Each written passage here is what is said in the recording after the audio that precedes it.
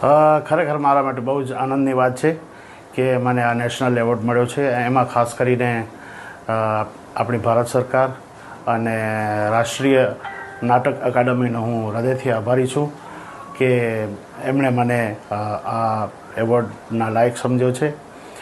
અને ખાસ કરીને મારા માટે એક એવી વસ્તુ છે કે જ્યારે એવોર્ડ મળે છે ત્યારે એવું લાગે છે કે તમારી જવાબદારી વધે છે.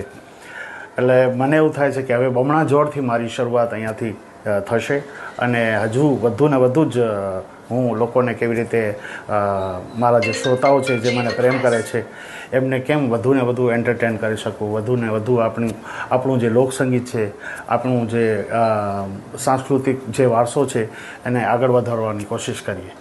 બિલકુલ કહીશ, મારા માટે મારા જે શ્રોતાઓ છે એ મારા માથાના મુકટ સમાન છે.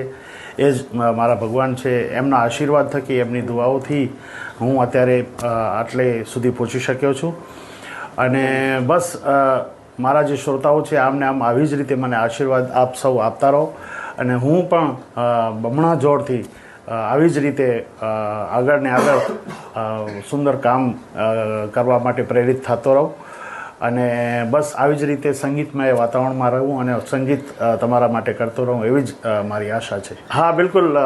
અત્યારે તો મારા મનમાં એક જ મારું ગીત જે બહુ જ ફેમસ છે અને આમ તો ગુજરાત આખા માટે ગૌરવની વાત છે અને કચ્છના કલાકાર તરીકે, ગુજરાતના કલાકાર તરીકે મને જ્યારે આ સન્માન મળ્યું છે ત્યારે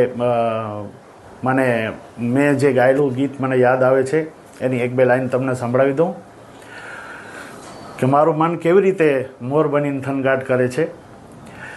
ઘનઘોર જરે ચૌવર મારું મન મોર બની થનગાટ કરે, મન મોર બની થનગાટ કરે, મન મોર બની થનગાટ કરે. એ મારું મન મોર બની થનગાટ કરે, મન મોર બની થનગાટ કરે, મોર બની થનગાટ કરે, મન મોર બની થનગાટ કરે.